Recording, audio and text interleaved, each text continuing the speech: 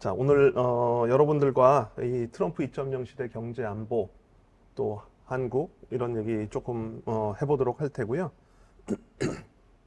뭐 아마도 이번 커리큘럼 보니까 그 트럼프 2기 행정부 출범 이후에 여러 가지 세계 질서의 변화라든지 또 세부 분야의 뭐 첨단 기술 분야의 변화라든지 또 국가 간의 관계, 뭐 특히 한일 관계 이런 거에 대해서 두루두루 다 섭렵하신 것 같아요. 그래서 뭐 익히 이미 트럼프 2.0 시대 그러면 여러분들이 이미 익숙해지신 거 아닌가 싶기도 하고요. 어, 그럼에도 불구하고 이런 경제안보 관점에서 또 몇 가지 짚어볼 이슈들이 있다. 물론 일부 이슈들은 지금 여러분들이 그동안 수업을 들어오신 그 강의와 일부 내용이 중복될 수도 있겠지만 그것들을 또 제 나름의 방식으로 또 제 나름의 관점에서 한번 또 설명해보는 그런 시간을 갖도록 하겠습니다. 여러분 경제안보 그럼 이제 익숙하시죠, 여러분? 네? 뭘로 알고 계신가요?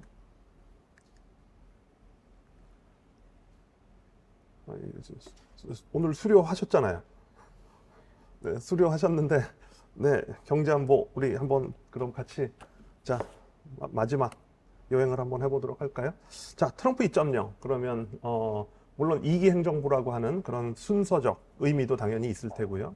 또 다른 의미는 1기 행정부를 트럼프 1.0이라고 한다면 또 그 1기 행정부와 2기 행정부 사이에 그죠? 바이든 행정부가 있어서 이게 연속적인 정부가 아니어서 중간에 단절이 있었다라고 하는 것이고요. 그게 단순히 행정부의 단절에서 끝나는 것이 아니라 1기 행정부 출범부터 2기 행정부 출범까지 한 8년이라고 하는 시간이 걸렸다라고 하는 것이고 그 지난 8년 동안 미국 내부적으로도 많은 변화가 있었지만 이런 세계 질서 면에서 특히 중국과의 관계라고 하는 면에서 또 상당한 질적인 변화가 있었기 때문에 그런 것을 지칭하기 위해서 또 트럼프 2.0이라고 하는 그 용어를 쓰기도 한다라고 하는 것이고요. 물론 그렇다고 해서 트럼프 1기 행정부와 지금 트럼프 2기 행정부 사이에 단절적 측면만 있는 것은 아니다. 상당 부분 연속성도 있다. 그리고 그 연속성에 대해서는 이미 트럼프 1기 행정부가 출범했을 당시에 미국의 국내외적 배경에 대해서 여러분들이 이미 익히 알고 계실 걸로 전제하고, 트럼프 2기 행정부 출범과 관련된 여러 가지, 국내외 환경의 변화라고 하는 거에 대해서 한번 살펴보도록 하겠다라고 하는 것이고요. 물론, 이런 것을 들여다보는 방식은 굉장히 여러 가지가 있겠다. 그러니까 미국 국내 정치라고 하는 측면에서 들여다보는 방식도 있을 테고요.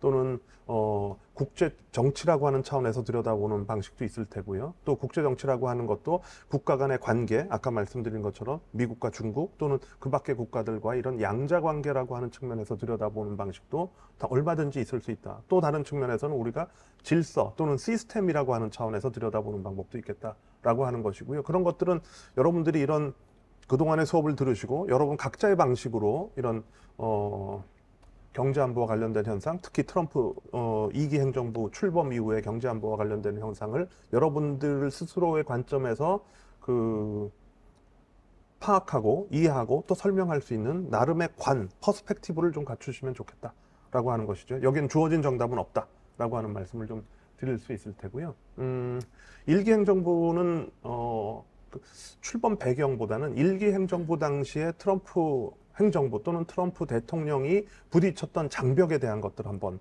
생각해 볼 필요가 있겠다라고 하는 것이고요. 여러분 네오콘이라고 하는 거 어떻게 보면 미국의 어떤 보수의 본류에 해당하는 그런 정치 세력 또는 집단이라고 얘기할 수 있겠다라고 하는 것이고요.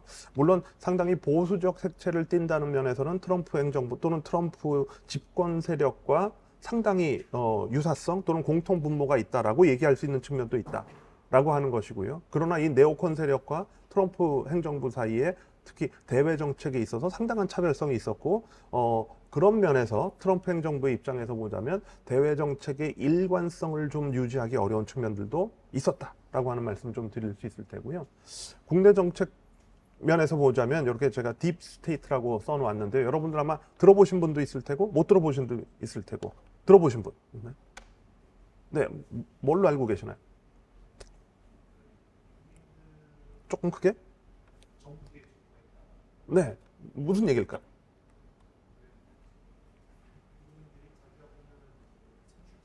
네, 네, 네. 그러니까 그 이면에 깊은, 그말 그대로 딥한 곳에 또 다른 권력이 있다라고 하는 의미로 쓰이기도 하고요. 어, 또 아주 단순화시켜서 얘기하면 선출 권력과 비선출 권력 간의 알력 같은 거, 그런 측면에서 우리가 딥스테이트라고 하는 얘기를 하기도 한다. 그러니까 뭐냐면 트럼프 행정부는 당연히 물론 굉장히 근소한 차이긴 하지만 일기 행정부 출범 당시에 선거를 통해서 선출된 권력이고, 그거는 민주주의 하에서는 그것은 국민으로부터 뭐야 정통성을 부여받았다, 그리고 권한을 부여받았다라고 우리가 해석할 수 있는 거죠. 근데 현실에서 보면 선출되지 않은, 예를 들어서 뷰로크라시, 관료 집단에 의해서 트럼프 행정부가 정책을 추진하는데 상당한 장애 요인을 직면했다라고 하는 그런 인식을 가지고 있었다라고 하는 것이죠. 그래서 여러분들이 아마도 그 시기를 돌이켜 보시면 어떤 현상들이 있었냐면, 트럼프 행정부가 자신이 원래 선거 기간에 공약했던 그 어젠다들을 선출 이후에는 정책으로 전환해야 되잖아요. 그런 정책으로 전환하는 과정에서 관료들은 여러 가지 현실적 한계도 있고 그동안의 관행이라고 하는 것도 있고 또 그 밖에 다른 이유 등등으로 인해서 상당한 방해라고까지 말하긴 조금 어폐가 있을지 모르지만 상당히 신중한 접근을 하는 차이가 있었다라고 하는 것이고요. 그런 면에서 트럼프 행정부의 입장에서는 상당한 정책 지체 현상 같은 것을 체감하게 되었다라고 하는 것이죠. 물론 이렇게 얘기하면 트럼프 행정부가 직면했던 굉장히 특수한 상황인 것처럼 느껴지기도 해요. 그렇죠? 그러나 우리가 이런 정치학이나 사회과학 일반에서 이런 이슈들은 굉장히 오랜 여러 가지 측면에서 다뤄온 적이 있었다라고 하는 것이고요. 예를 들어서 영어로 얘기하자면 political control이라고 하는, 또는 political 정치적 통제라고 하는 그런 관점이 있고요. 또 다른 한쪽에서는 bureaucratic dominance라 그래서 관료적 우위 또는 관료적 지배라고 하는, 과연 국가를 누가 통치하느냐? 라고 하는 것이죠. 한쪽에서는 관료가 지배한다라고 하는 그런, 그죠? 그거는 뭐냐면 여러 가지 이론적인 배경들이 있죠. 어떤 사회의 특정 집단으로부터 깊은, 그러니까 큰 영향을 받지 않는 어떤 독립적인 집단으로서의 관료를 얘기하는 것이죠. 그런 집단이 국가를, 사회를 통치하는 것이 오히려 어떤 한 특정한 세력으로부터 너무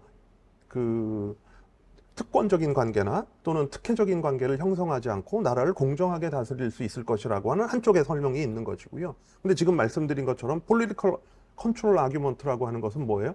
이런 관료 집단은 국민으로부터 직접적으로 권한을 위임받은 바가 없다라고 하는 것이죠. 그리고 우리가 지금 영위하고 있는 민주주의라고 하는 것은 대의 민주주의잖아요. 그러니까 선출된 권력이 제한적으로 그 권력을 이양했을 때, 그 권력도 국민으로부터 선출된 권력이 위임받은 권력이죠. 그죠? 그 권력을 관료 집단에게 위임받았을 때 제한적으로 사용할 수 있다라고 하는 것이고, 결국 관료에 대한 통제권은 궁극적으로 선출된 권력, 그런 의미의 political control이라고 하는 의미들로 많이 쓰이기도 한다라고 하는 것이고, 미국의 경우에는 이런 트럼프 행정부 출범 이후 이런 문제들이, 그죠? 불거졌었다. 라고 하는 것이죠. 그러니까 당연하게도 트럼프 2기 행정부 출범 이후에는 이런 문제들을 어떻게 빨리 해소할까라고 하는 것이죠. 물론 1기 행정부에도 그런 문제를 해결하기 위한 여러 가지 노력들이 있었죠. 그런 거로 대표적으로 우리가 꼽을 수 있는 것이 무엇이 있죠, 여러분?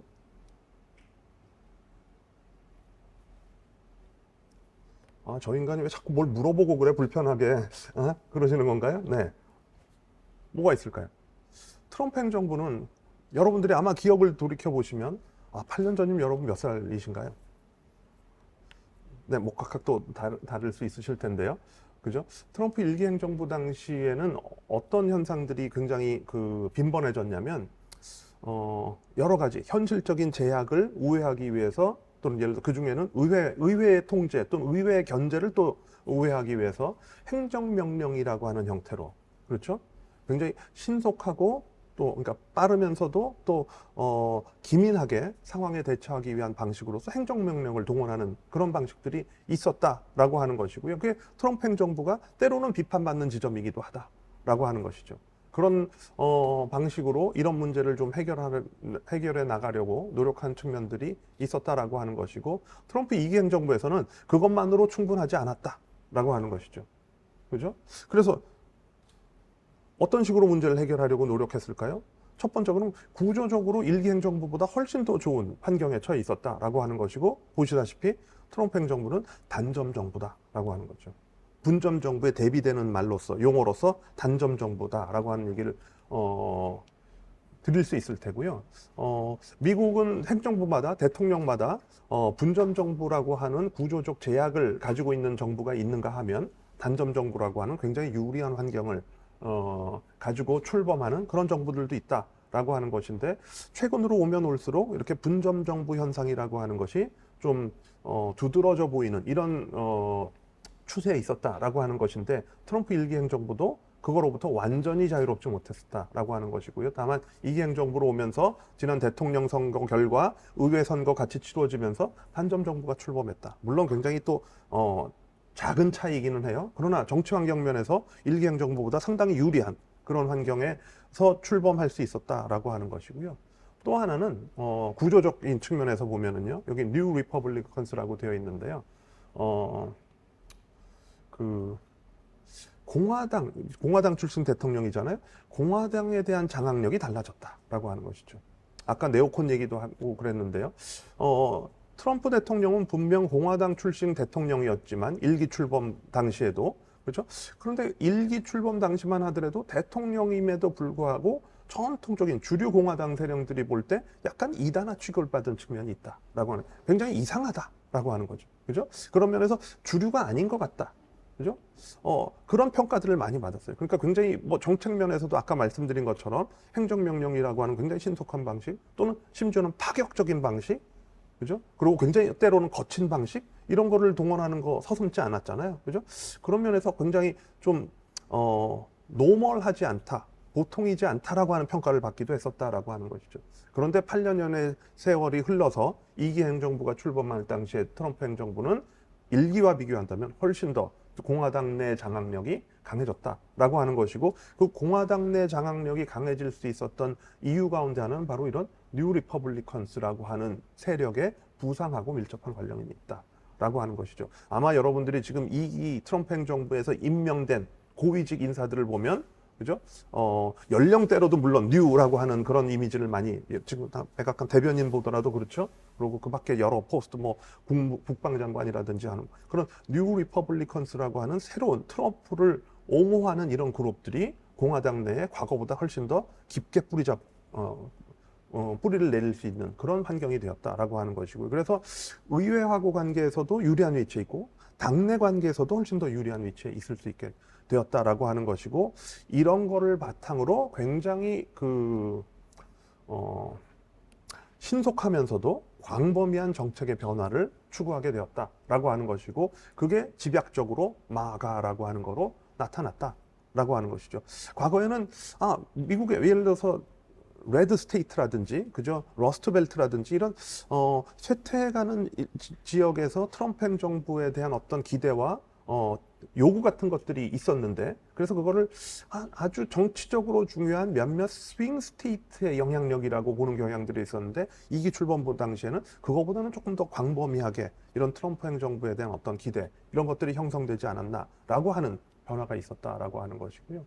또 하나는 맨 끝에 도지라고 되어 있죠, 그죠? 여러분 잘 아시는, 그죠? 트럼프 행정부 출범 초기부터, 그죠? 일론 머스크가, 그죠? 수장이 되어서 관료 집단 전반에 대한 개혁, 그죠? 효율성이라고 하는 말 그대로 저게 Department of Government Efficiency잖아요, 그죠? 정부의 효율성, 아까 말씀드린 딥스테이트의 문제, 그죠? 이 문제를 해결하기 위한 굉장히 강력한 드라이브를 걸기 시작했다라고 하는 것이고, 그러면서 또 관료 집단에 대한 장악력, 물론 상당한 반발과 저항과 우려 이런 것들이 있었습니다, 그죠? 근데 이런 장악력을 높여가려는 시도, 이런 것들을 해나갔다라고 하는 것이고요. 그래서 국내적 차원에서 보면 이런 변화들을 거치면서 트럼프 2기 행정부는 이른바, 물론 1기 행정부에도 쓰이던 용어이기는 하나, 트럼피피케이션이라고 하는 트럼프화, 트럼프의 주류화라고 하는 이런 현상들을 마침내 달성하게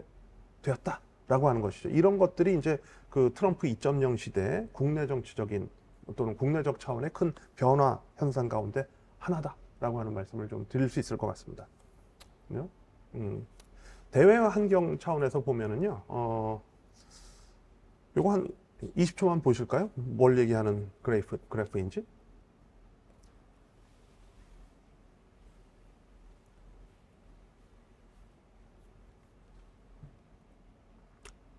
보셨죠?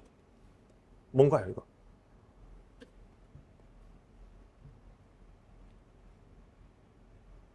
파란 선이 뭐죠, 여러분? 이른바 세계 무역의 증가율이라고 하는 것이고요. 빨간 선은 뭐죠, 여러분? GDP, 그냥 경제 성장률 정도로 생각하시면 되겠다라고 하는 것이고요. 보시다시피, 그죠? 대략적으로 2008년이 분기점이 되었다. 2008년에 어떤 일이 있었는지 여러분 기억하시죠? 뭐가 있었나요? 네? 네, 글로벌 금융위기라고 하는 것이 있었다라고 하는 것이고요. 그래서 그 이전에 대부분의 기간을 보면 아주 예외적으로 그렇지 않은 시기가 있긴 하지만 대부분의 기간을 보면 뭐예요? 세계 무역의 성장률이 언제나 세계 경제 성장률을 앞지르는 이런 현상들이 있었다라고 하는 것이고, 그래서 이 기간을 보면 1945년 2차 대전 종전 이후부터 2008년까지의 기간을 보면 결국 세계 경제 성장은 무역에 의해서 추동되었다라고 말해도 좋을 정도다라고 하는 거죠. 무역이 견인했다라고 하는 거죠. 그 대표적인 국가가 한국 같은 나라죠. 한국의 경제 성장 뭐예요? 무역이 수출이 이끌었다라고 하는 거죠. 그죠? 그런 것인데 2008년 글로벌 금융위기를 계기로 이게 변화하기 시작했다. 물론 위기가 일어난 그 해에는 그죠? 무역이 급격하게 줄어들었어요. 그죠? 그리고 무역의 글로벌 금융위기에서 벗어난 그 이후에도 보면 이제는 과거와는 다른 양상이더라라고 하는 거죠. 그죠? 그리고 2020년대 보시면 이게 코로나19가 터지는 그런 시기죠. 그러면서 또 다시 그죠? 무역이 급격하게 감소하는 이런 시기. 그죠? 무역의 증가율이 급격하게 떨어진. 이거 왜 이럴까요, 여러분?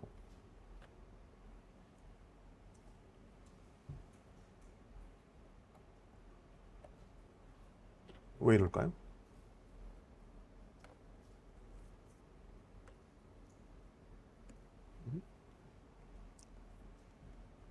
거참 마음이 불편하고만 자꾸 물어보니까 그러신 건가요? 자, 뭐냐면 그죠?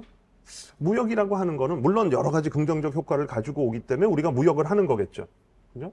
다른 한편으로 보면 이런 국제정치 또는 뭐 국제무역론, 뭐 국제경제론 이런 데서 보자면 무역은 어떻게 보면 국가들 간의 협력의 산물이에요, 여러분.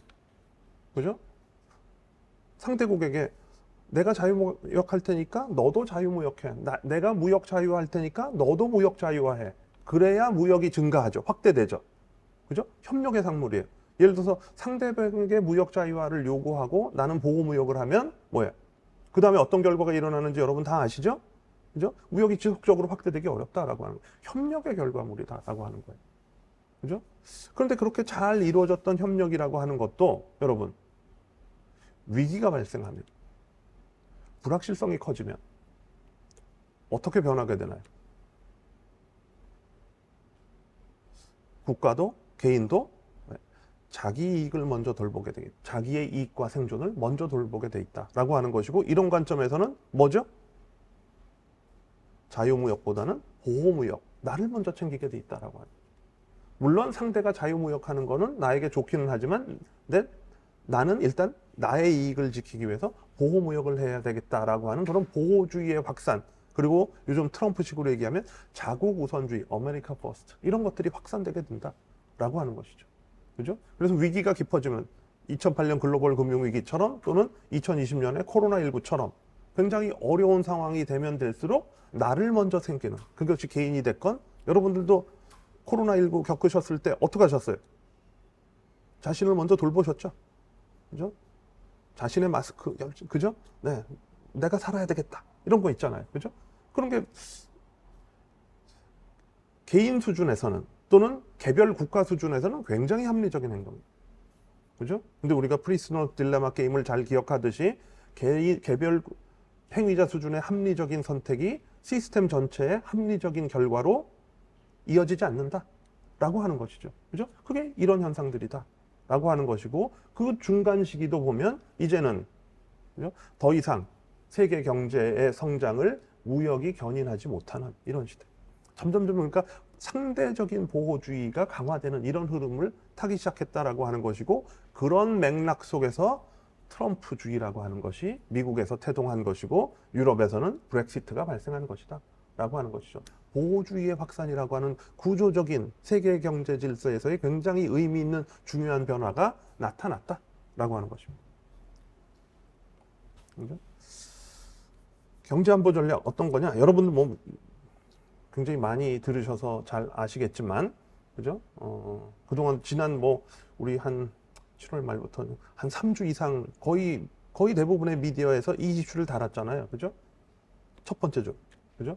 트럼프 행정부의 제1 목표가 뭐냐라고 하면 일단 무역 불균형을 해소하자라고 하는 것이고, 무역 불균형을 어떻게 해소하죠?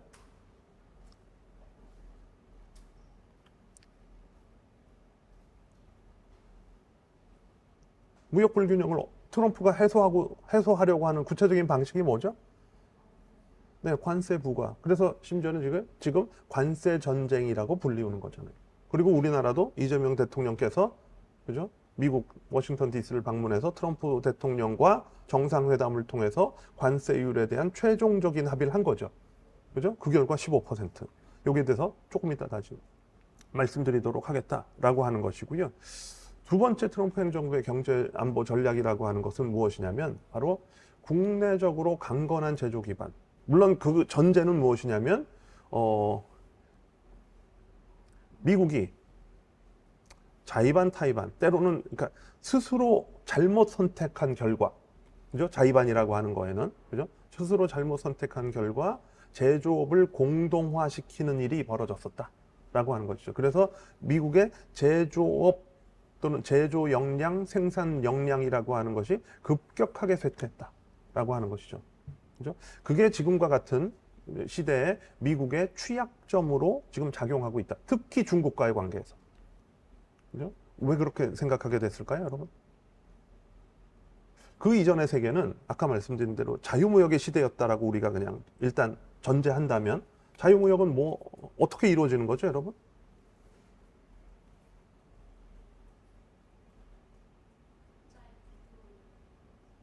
네, 비교 우위에 기반해서. 그죠? 또 예전에는 비교 우위라고 하는 것이 최종재를 생산하기 위한 과정에서의 비교 우위를 얘기하는 것이고요. 또 최근에는 가치 사슬 내에서의 또 비교 우위를 각자 활용해서, 그걸 때로는 물론 경쟁 우위라고 부르기도 하죠. 그렇죠? 그런 거에 기반해서 이루어지는 것이 무역이라고 하는 것이죠. 그죠?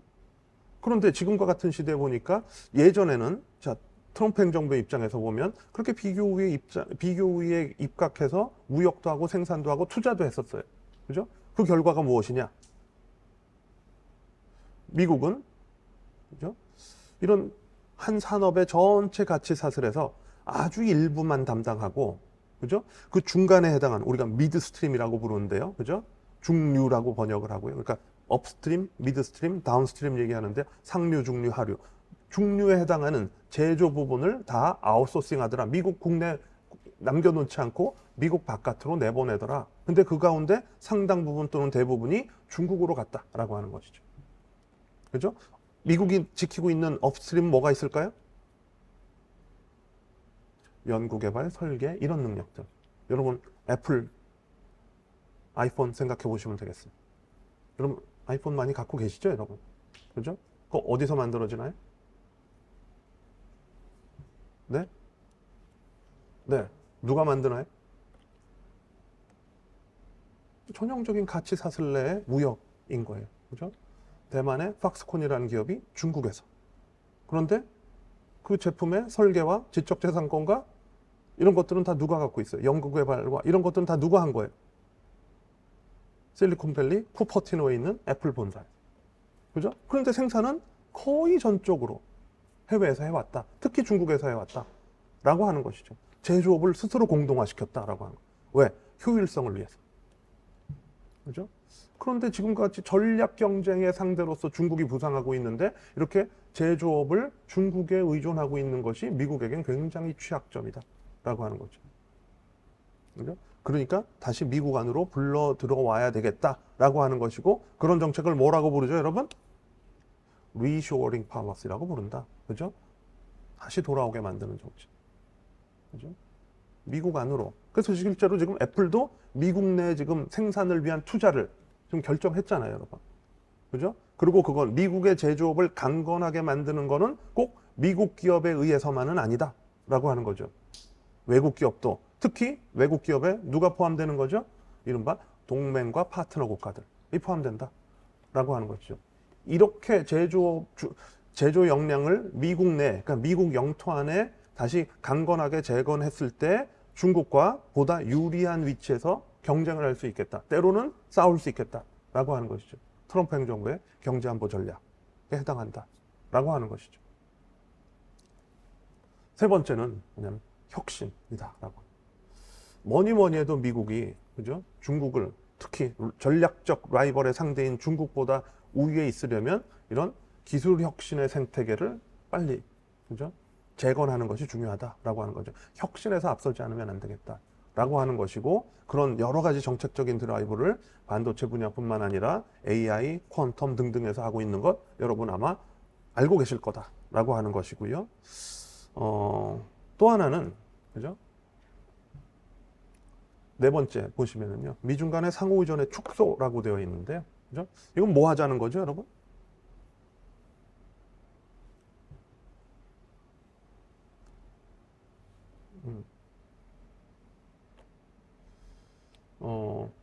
미중 관계는 이렇게 전략 경쟁에 돌입한 두 국가라고 하는 그 맥락 속에서 우리가 한번 생각해 보면, 그죠? 굉장히 특수하다라고 하는 것이에요.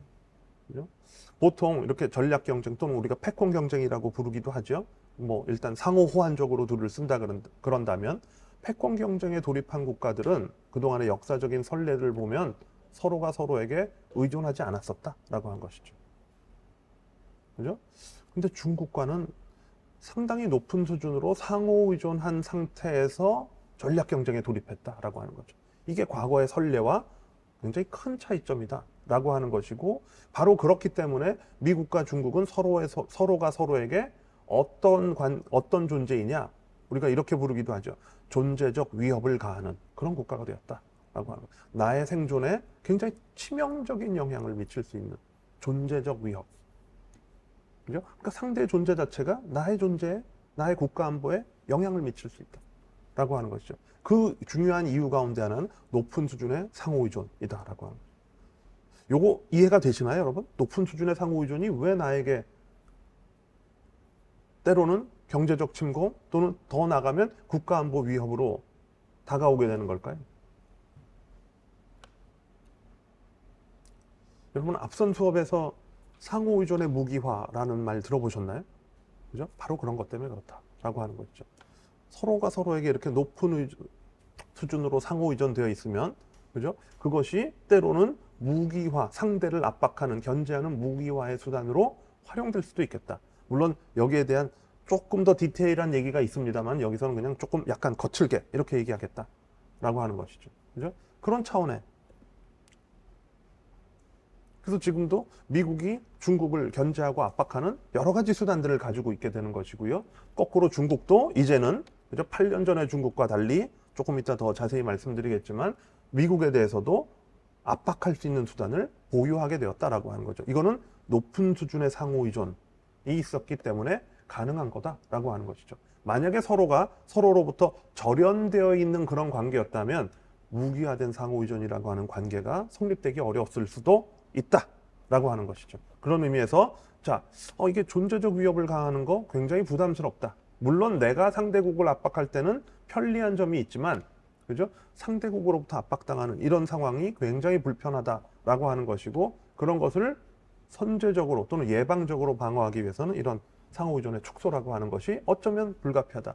물론 절연은 아니에요, 여러분. 절연이 아니고 상호 의존의 축소라고 하는 걸 조금 더 정확하게 얘기하자면 상대적인 축소다라고 하는 것이죠.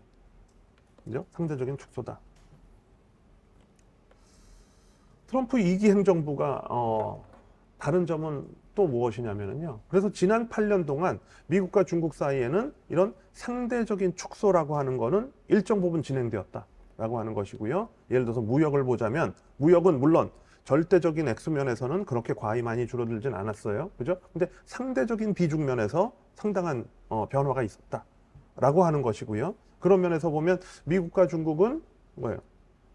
직접적인 서로가 미국이 중국에게, 중국이 미국에게 의존하는 정도는 상당 부분 성공적으로 축소시켜 왔다라고 하는 것이에요. 그죠? 그래서 이제 본격적으로 전략 경쟁에 돌입할 만한 여러 가지 태세. 그죠? 여러분, 뭐냐면 먼저 선수비, 호공격 이런 차원에서 보면 일단 수비 체제가 좀 갖춰졌다. 이렇게 얘기할 수 있겠다라고 하는 것이고요. 그런데 트럼프 행정부가 들여다보니까 자, 지난 8년 동안 미국과 중국이 서로 그렇게 해왔는데 새로운 문제가 발생했다라고 하는 것이죠. 그게 뭐였을까요? 보시는 것처럼 미국이 중국에 대해서 여러 가지 압박도 하고 또 압박 수단 가운데 대표적인 것이 수출 통제라고 하는 것이죠. 특히 뭐 여러분 AI 칩에 대한 엔비디아 제품에 대한 수출 통제 이런 거는 미디어를 통해서 지금 거의 뭐 굉장히 빈번하게 나오잖아요. 그래서 여러분들도 많이 들어보셨을 거다라고 하는 거죠. 근데 AI 칩뿐만 아니라 그 밖에 여러 중요한 그 제품에 대해서 또는 서비스에 대해서 그런 수출 통제를 미국이 굉장히 활발하게 동원했는데, 그죠? 근데 중국이 그걸 우회하는 방법을 잘 찾아내더라. 또는 거꾸로 중국이 미국 시장에 접근하는 거를 미국은 그죠? 계속해서 차단하려고 노력해 왔는데, 그죠? 중국이 우회해서 미국 시장에 여전히 접근하더라라고. 그래서 수출을 계속 해내더라. 어떻게? 이런 제3국의 존재를 통해서. 그죠? 그 제3국이 때로는 미국의 이런 AI 칩 같은 핵심적인 제품을 우회해서 수입하는 통로가 되기도 하고, 때로는 예를 들어 베트남 같은 나라를 통해서 베트남에서 중국 기업들이 생산해서 그거를 미국에 수출하는 또 우회 수출. 그죠? 그런 걸로 쓰이기도 하더라. 그러니까 지금 말씀드리려는 것은 무엇이냐면 지난 8년 동안 미국과 중국은 서로가 서로에게 직접적인 상호 의존을 상대적으로 낮추는 데는 상당히 성공해왔다라고 하는 것이에요. 그러나 간접적으로 연결되어 있는 것은 여전하다라고 하는 것이에요. 그죠? 근데 이것도 트럼프 행정부는 별로 바람직하지 않다라고 보는 것이죠. 그죠?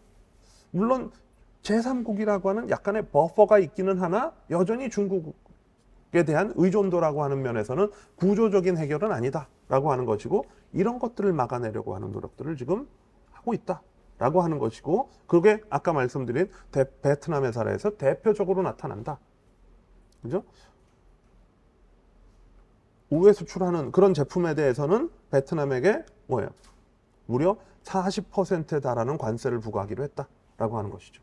그죠? 이런 걸 차단해야 되겠다라고 하는 것이죠. 그죠? 그런 것들이 지금 트럼프 2기 행정부의 새로운, 그죠? 특히 전략 경쟁을 지속하고 또는 유리한 위치에서 하기 위한 여러 가지 방안 가운데 하나다라고 하는 것이고요. 협상 전략 또는 협상 방식에 대한 말씀 드리도록 할 텐데요. 선생님, 이거 중간에 휴식 시간 있나요? 어떤가요? 휴식 시간 없이, 여러분 대단하시네. 2시간 그냥 스트레이트로. 네네네. 뭐라고요? 교수님, 보통 어떤 재량을 발휘하셨나요, 그동안? 네? 안 하기로 하는 재량인가요? 네? 네, 재량을 제가 발휘해 보겠습니다. 네, 그런 것이고요. 동시다발적 양자주의, 이건 무슨 얘기냐면요. 이게 트럼프 1기 행정부는, 그냥 조금 단순화시켜서 얘기하자면, 그죠? 중국을 견제하는데 모든 협상의 우선순위를 부여한 측면이 있었다라고 하는 것이죠. 물론 트럼프 행정부는 상대를 가리지 않고, 그것이 심지어는 동맹이나 파트너라고 하더라도, 그죠? 거래주의적 접근을 한다. 영어로는 트랜잭셔널 어프로치를 한다는 건 잘 알려져 있어요. 그죠? 그러나 트럼프 1기 행정부의 최대, 그죠? 타겟은 중국이었다라고 하는 것이고, 그건 여러 가지 이유에서 그렇다. 지금 말씀드린 전략 경쟁의 상대이라는 점도 있고, 아까 여러분 바로 앞 슬라이드 기억하시죠? 앞 슬라이드. 트럼프 행정부의 최대 목표가 뭐라 그랬죠? 1번 목표.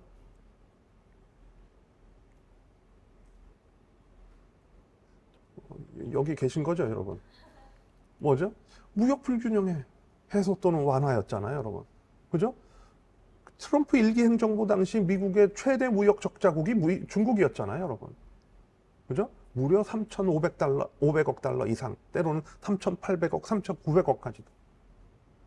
그죠? 그런 면에서도 또 제일 우선적인 타겟이 될 수밖에 없었다라고 하는 것이고, 그런 면에서 보면 선택과 집중이라고 하는 면에서 중국에 대한 어떤 겨냥하는 것이 다른 국가와 비할 수 없을 정도였다라고 하는 것인데, 요번 2기 출범한 트럼프 행정부는 1기 때와 확연히 다르다라고 하는 것이고요. 그러니까 약간 거친 표현을 쓰자면 누굴 제일 먼저 때렸나요? 영어 표현으로 배싱이라 그러잖아요. 누구를 먼저 때려? 캐나다, 멕시코 이런 나라를 먼저 때려. 그렇죠?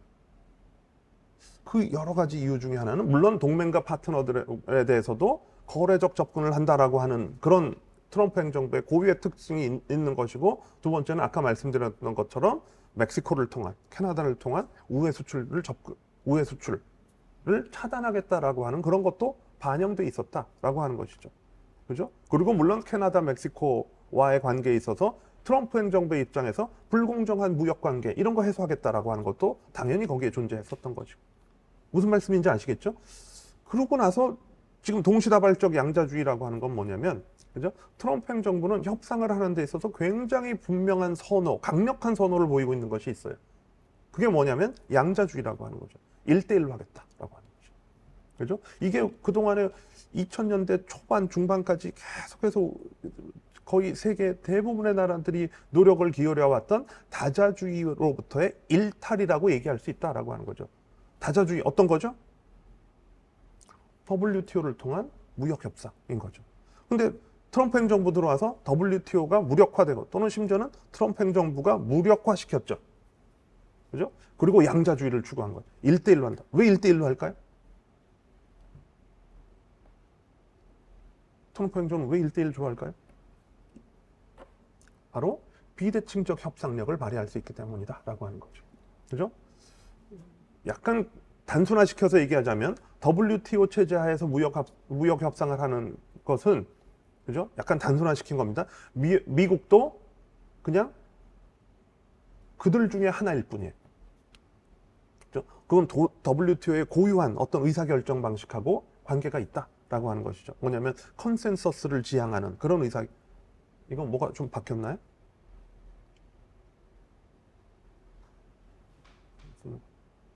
이거 아니죠. 페이지 괜찮으신가요, 여러분? 네. 하여튼 그래서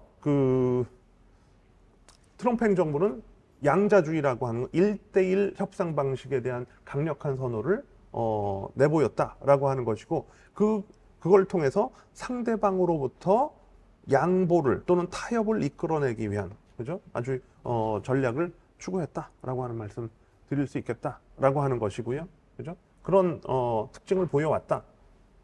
그리고 그것이 상당히 성공한 측면이 있다. 그런데 이기 행정부에서 양자주의는 연속성이라고 하는 측면에서 이해할 수 있겠고요. 근데 동시다발적이라고 하는 건 뭐냐면, 여러분 보시다시피, 그죠? 여러 국가들과, 그죠? 양자 협상을 진행하더라라고 하는 것이죠. 아까 말씀드린 것처럼 캐나다, 멕시코뿐만 아니라 일본, 한국, EU, 그죠? 베트남 이런 나라들과 동시에 하더라라고. 이건 트럼프 행정부도 처음 해보는 영역. 그래서 이런 협상 방식이 시작되었을 때 한쪽에서는, 그죠? 트럼프 행정부가 과거와 같이, 그죠? 비대칭적 협상력을 활용해서 상대로부터 일방적인 양보를 이끌어내기 어려울 수도 있겠다고 전망한 전문가들도 있다라고 하는 것이죠. 전제가 뭐예요? 협상에 임하게 되는 상대국들이 서로 잘 협력해서 미국의 일치 단결해서 대응할 경우. 왜냐하면 유사한 요구들을 많이 받고 있잖아요. 그죠? 유사한 요구들을 많이 받고 있기 때문에 상대국들이, 예를 들어서 EU와 한국과 일본과 캐나다, 멕시코가 잘 협력한다면 미국을 상대로도 그렇게 큰 양보를 하지 않고도 버텨낼 수 있을지도 모르겠다라고 하는 조심스러운 전망을 했는데, 결과적으로는 그렇지 못했다라고 하는 거죠. 트럼프의 양자주의적 접근 방식이라고 하는 것이 여전히 효과를 발휘하더라라고 하는 것이죠. 그러니까 이만큼 협력이라고 하는 것이 그렇게 어렵다라고 하는 것이에요. 그죠? 협력하면 일정한 성과를 기대할 수 있음에도 불구하고 협력하지 못하고, 자, 마치 이게 뭐라 그럴까요? 우리 똑같이 나가는 거야? 똑같이 나가는 거야? 하는데 남이 나가기 전에 내가 먼저 툭 튀어나가는 이런 현상들이 있다라고 하는 거죠. 그러면 어떤 현상이 벌어지죠, 여러분? 누가 툭 튀어나갔어요. 툭 튀어나갔다는 건 여기서 뭐예요? 누군가 먼저 미국 트럼프 행정부와 합의를 해준 거예요. 합의를 해주면 그 다음에 어떤 일이 벌어지죠? 그게 하나의 기준점이 되는 거죠. 그죠? 그러니까 그 기준점이 설정되면 그거에 의해서 플러스 마이너스 알파, 그리고 그 다음 국가들의 협상의 목표는 어떻게 되는 거죠, 여러분? 저 국가보다 못하지만 않으면 돼요. 그리고 한국에서도 그런 정서가 있었던 거죠. 우리의 기준점, 레퍼런스 포인트는 어디였죠? 네, 일본보다만, 그죠? 그래서 15%를 맞춰낸 거죠. 그죠? 트럼프의 협상 방식이다 라고 하는 거죠. 그래서 그런 세계 주요국들을 대상으로, 그죠? 주요국들을 대상으로, 그리고 이들을 다 합친다면 미국보다 경제 규모가 큰 그런 국가들을 대상으로 상당한 양보를 이끌어냈다. 그죠? 그리고 정작 미국은, 트럼프 행정부는 15%라고 하는 고율의 관세를 부과했음에도 불구하고 뭐예요? 상대국들은 어떤 인상을 갖게 되는 거예요? 최악은 면했다 라고 하는 것이죠. 그죠? 그런 것이 있었다라고 하는 것이고요. 이게 어느 정도 동시다발적이냐? 트럼프 대통령 스스로도 도대체 몇 개의 협상을 하는지 모를 정도로. 지금은 90개라고 여기, 그죠? 이건 트럼프 행정부, 트럼프 대통령에게 상당한 영향을 미친다고 알려진 피터 나바로의 계산법. 90개 협상을 진행하고 있다. 트럼프 대통령은 어떨 때는 70개 얘기하기도 하고요. 최대 200개까지 얘기하기도 해요. 그렇죠? 몇 개를 하는지 몰라요. 그죠? 근데 하여튼 많이 한다. 동시다발적으로 한다. 이게 트럼프 2기 행정부의 특징 가운데 하나고, 그런데 어떤 특정 국가와의 협상을 조기에 이끌어냄으로써, 빨리 이끌어냄으로써 그거를 기준점으로 삼고 다른 국가들을 압박하는 이런 전략으로 나갔다라고 하는 것입니다.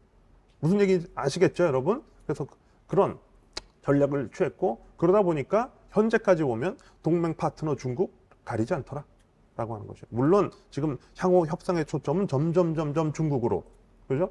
그게 아마 트럼프 행정부의 계산법일 수도 있다라고 하는 거예요. 왜? 중국에 대해서도 역시 뭐예요? 레퍼런스 포인트를 갖고 협상을 시작한다라고 하는 것이죠. 그죠? 네, 그런 것들이 있다라고 하는 것이고요. 자, 이런 것들이 가능한 이유 가운데 하나는, 그죠? 요즘은 많은 이슈들이 안보화되지만 특히 이런 트럼프 행정부가 지금 무소불위의 지금 수단으로 삼고 있는 관세라고 하는 거. 그죠? 이거 한번 또 보실까요?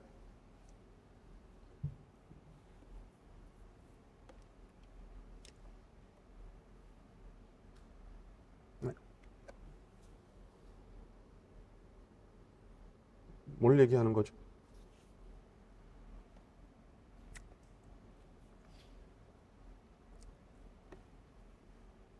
자, 왼쪽 그래프를 보면은요, 이게 한 대략 한 20개 좀 넘는 23개 이 정도 되는데, 이게 그 바 하나하나가 뭘 얘기하냐면 그 설문조사 결과를 보여주는 거죠. 그죠? 바 하나하나. 그러니까 이게 보시다시피 올 3월에 있었던 거예요. 그러니까 트럼프 행정부 출범하고 뭐 한 달 반 정도? 요 기간 동안 20여 번의 지금 설문조사가 있었고요. 그죠? 그때 보면 뭐냐면, 당연히 여러 가지 트럼프 행정부에 대해서 물어보는 것 가운데 관세에 대해서 물어볼 거 아니에요. 그죠? 관세에 대해서 어떻게 생각하냐? 관세를 지지하냐? 물어보면, 자, 어떤 설문조사는, 당연히 설문조사마다 차이가 있을 수밖에 없기는 하죠. 그런데 설문조사 가운데, 관세를 지지한다는 비율이 높게 나오는 조사들, 그죠? 심지어는 50%를 넘는 이런 조사들. 우리 상식에, 우리 직관에 좀 반하죠. 왜 반할까요? 관세를 부과하면, 높은 관세를 부과하면, 그죠? 그것의 궁극적인 부담을 누가 한다는 거예요? 그러니까 외국산 제품을 사용하는 미국의 기업과 미국의 소비자들이 한다는 거잖아요. 그죠?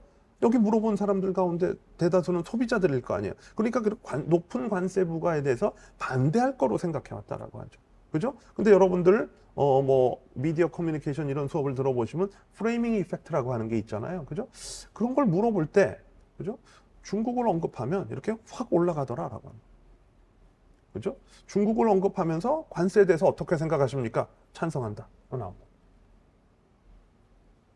안보하는 방식이다. 그죠? 아, 그럼 나한테 물가, 인플레이션 이런 거로 해서 내가 조금 손해볼 수도 있지만 나라를 위해서 좋다니까 내가 감사한다. 그죠? 그런 것들이 있다. 또 이거는 또 다른 방식으로 트럼프 행정부가 늘 얘기하는 방식이죠. 오른쪽에 보면은. 그죠? 언제 지지율이 올라가죠? 그러니까 관세 부과에 대한 찬성이 언제 올라가죠?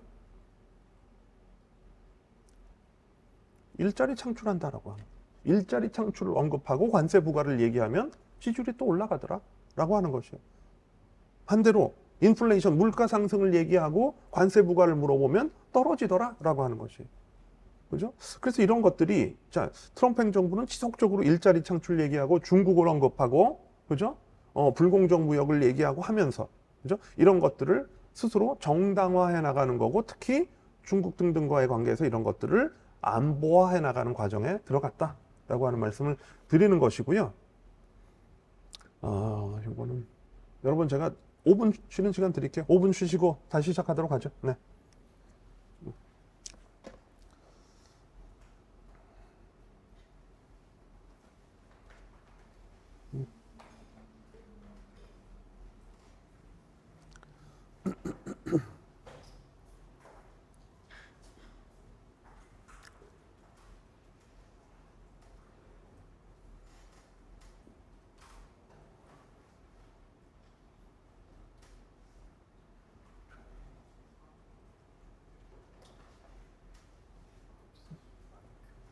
소리 괜찮으신가요? 저는 잘 모르겠는데 어떤 줄. 낮아서 잘 안 들리거든요. 아, 그러세요? 네, 네, 편하게 해주세요.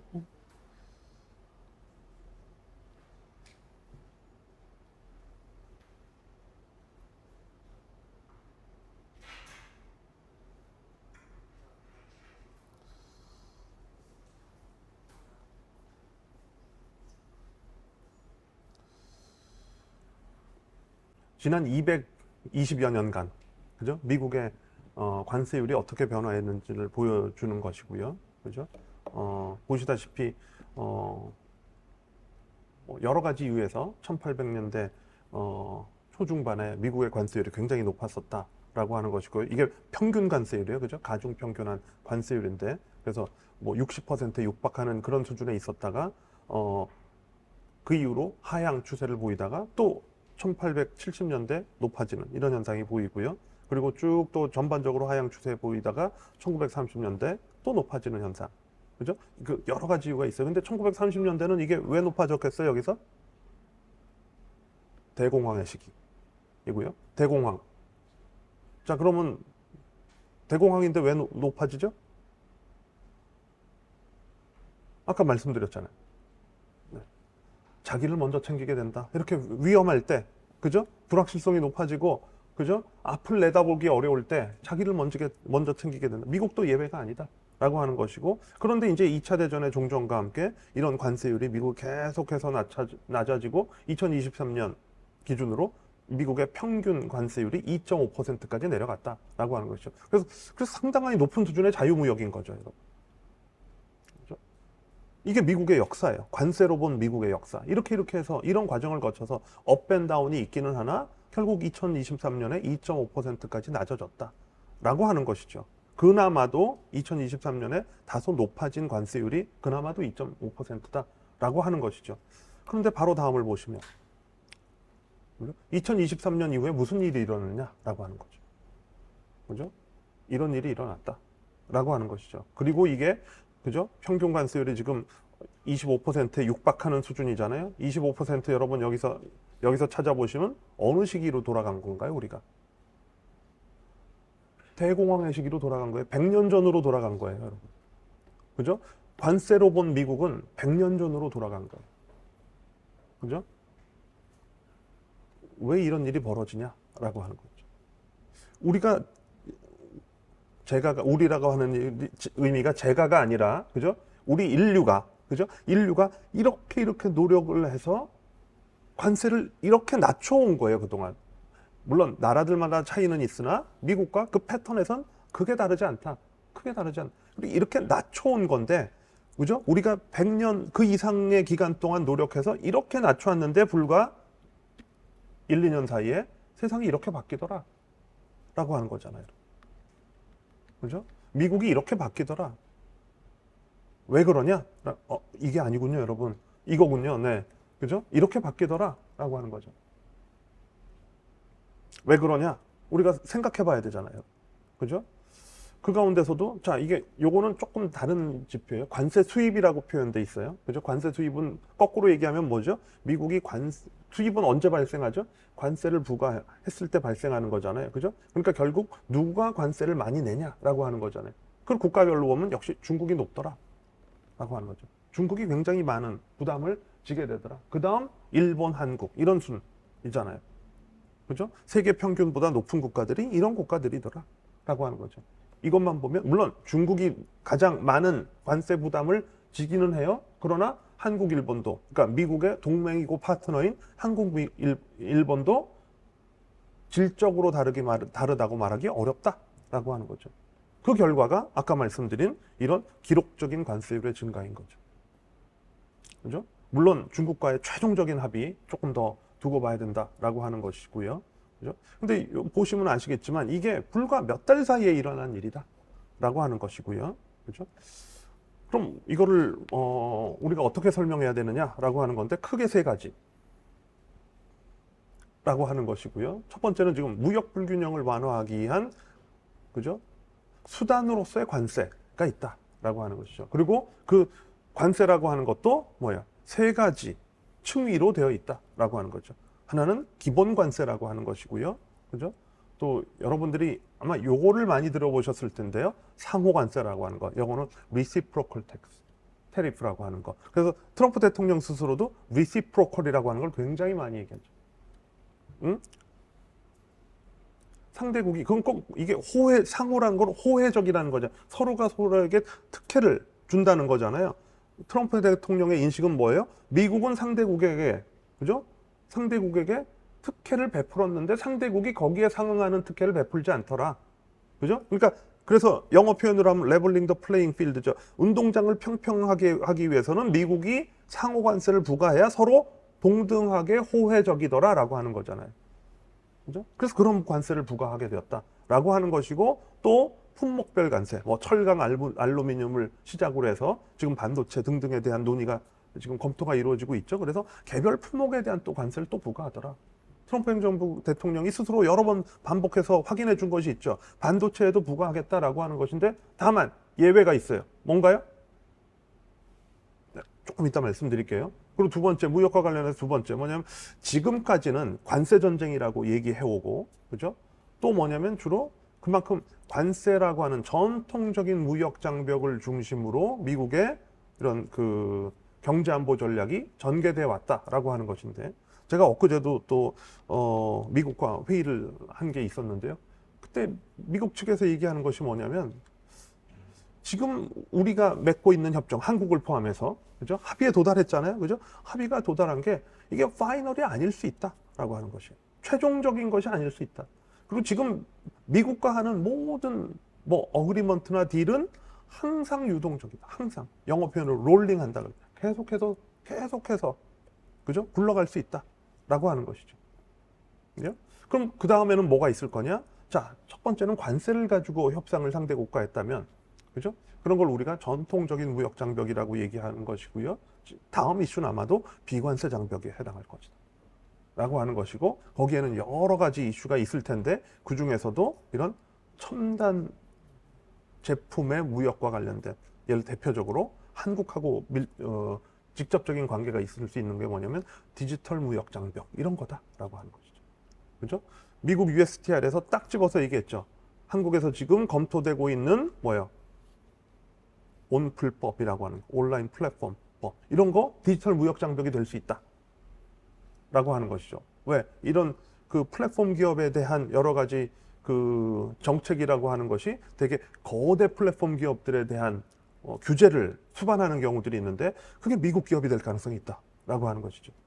그죠? 이런 거 무역 장벽이다. 디지털 무역 장벽의 소지가 있다. 그래서 앞으로 무역 협상이 계속된다라고 한다면 아마 이런 분야로 계속해서 진행될 거다. 더더군다나 이런 분야에서 진행될 가능성이 높은 것이 뭐냐면 지금 제가 잠깐 플랫폼 기업을 언급했듯이 미국이 세계에서 압도적인 경쟁력을 갖고 있는 분야다라고 하는 거죠. 그죠? 이런 압도적인 경쟁력을 갖고 있는 분야에서 미국 기업의 이익이 침해되지 않도록 하는 게 굉장히 트럼프 행정부의 중요한 목표가 될 거다라고 하는 것이고 오늘도 또 이유에 대해서 트럼프 행정부가 이런 맥락에서 그죠? 미국의 테크 기업에 대한 그죠? 이익을 침해하는 거를 그냥 보고 있지 않겠다라고 하는 식의 반응을 보이기도 했다라고 하는 것이고요. 두 번째 전략은 뭐냐면은요. 그죠? 아까 반도체 이슈로 다시 돌아가면은요. 그죠? 저런 것이 반도체의 품목별 관세를 높이면 100%까지 부과할 수 있다라고 공언을 했어요. 그죠? 그 공에는 이제 공개적이라는 의미도 있고 공갈협박할 때 공도 있는 거죠. 그죠? 네, 그런 공언을 했어요. 그런데 예외는 미국에 투자해서 미국에서 반도체를 생산하는 국가에게는 예외가 적용될 수 있다. 그죠?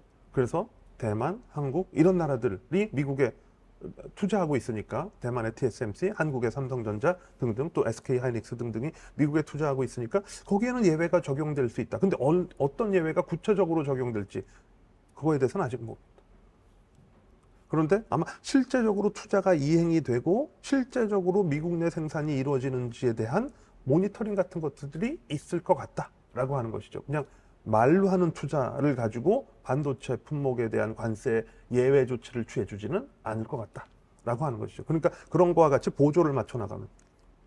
그래서 지금 드리려는 얘기는 뭐냐면 트럼프 행정부의 이런 협상 전략이라고 하는 측면에서 두 번째 요소는 뭐예요?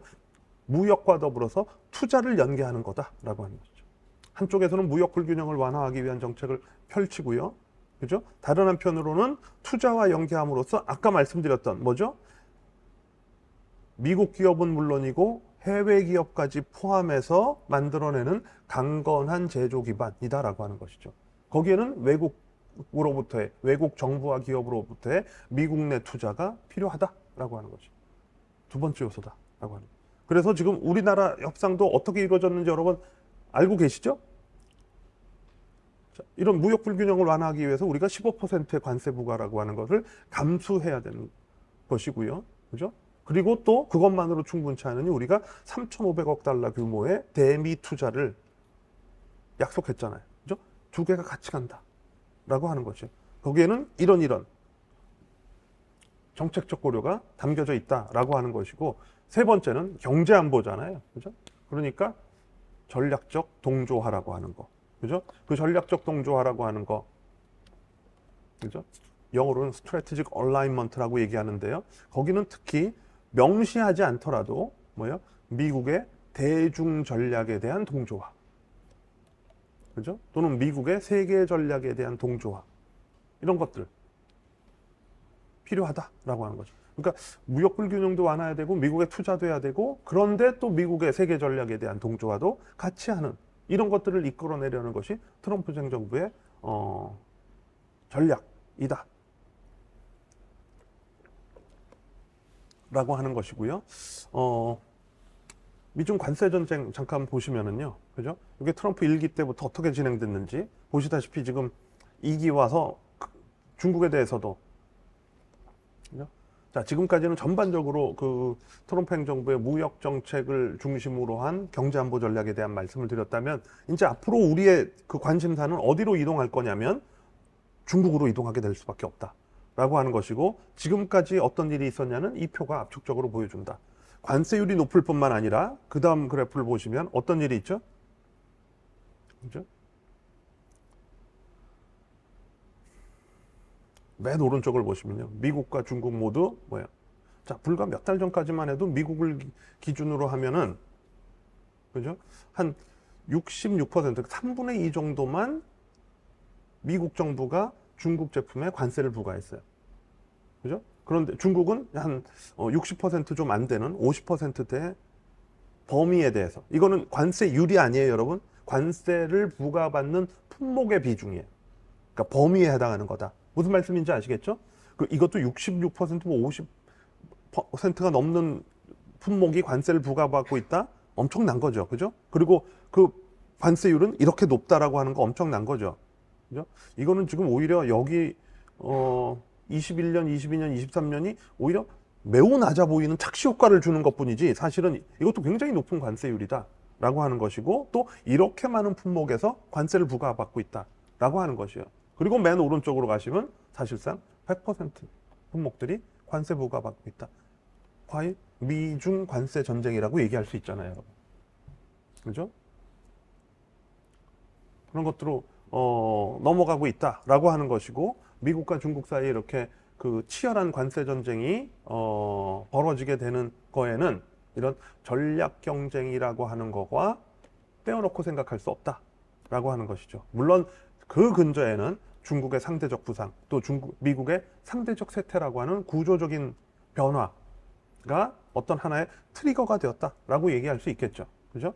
그런 것이고 그 과정에서 중국이 단순히 국력의 상대적인 신장뿐만 아니라 중국이 빠르게 세계 또는 지구적 차원의 질서 형성에 있어서 어떤 영향력을 확대해 나가더라라고 하는 것이죠. 그리고 그것이 또 트럼프 행정부가 만들어내는 여러 가지 부작용의 반사 효과를 누리기도 하더라라고 하는 것이죠. 그죠? 트럼프 행정부가 굉장히 파격적인 정책을 펼치면서 1기 때도 그렇고, 그렇죠?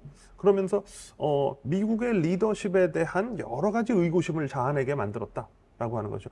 이게 우리가 알던 미국이 맞아? 라고 하는 것이죠. 그죠? 물론 각자 생각하는 미국이 다 다르긴 하겠지만 우리가 알던 미국이 맞아라고 하는 데는 그래도 미국에 대한 최소한의 신뢰 같은 것들이 있었다라고 하는 거죠. 그리고 뭐냐면 그 신뢰는 리더십을 행사할 수 있는 국가라는 존재로서의 미국을 우리가 머릿속에 생각해 왔던 거죠. 근데 트럼프 1기 행정부 출범 당시부터 리더의 모습을 보이지 않고 오히려 동맹을, 파트너를, 친구를 압박하는 그런 모습들을 보이더라라고 하는 것이죠. 근데 그거의 반사이익을 중국이 얻더라라고 하는 것이고, 근데 사실은 그 역도 성립한다라고 하는 거예요. 중국도 한편으로는 반사이익을 얻지만 또 스스로 많은 과오와 실수와 이런 것들을 만들어내면서, 그죠? 또 많은 국가들을 자기로부터 멀어지게 하는 행동들을 또 하기도 하더라. 또 거기에 대한 반사이익을 미국이 얻기도 하더라. 그죠? 그래서 지금 같은 시대는 경제안보의 시대고 저는 또 초불확실성의 시대라고 부르기도 하는데요. 지금 같은 시대에는 누가 잘하나의 시대가라기보다는 누가 덜 못하나의 시대이기도 하다. 그죠? 그리고 거꾸로 우리가 협력의 파트너로서 예전에는 누가 더 잘하는 국가를 고르는 시대였다라고 한다면 지금은 상대적으로 덜 못하는 국가를 우리의 협력의 파트너로 골라야 되는 그런 시대로 변화하고 있는 건지도 모른다라고 하는 거고, 그런 의미의 비정상의 정상화다라고 하는 말씀 좀 드릴 수 있을 것 같다라고 하는 것이고요. 요 그림 한번 보시면은요, 이게 이제 최근 브루킹스에서 나온 보고서인데요, 그죠? 관세를 보더라도, 그죠? 우리가 하나하나 다 떨어뜨려 놓고 보면, 그죠? 아까 맨 아래 동그라미를 보시면은요, 아까 제가 뭐 상호 관세 얘기도 하고, 그러니까 기본적으로 그거는 공정성에 관한 거다. 미국의 입장에서 보면 트럼프 행정, 그죠? 그래서 이런 거를 부과받는 아까 수많은 국가들이 있었죠, 그죠?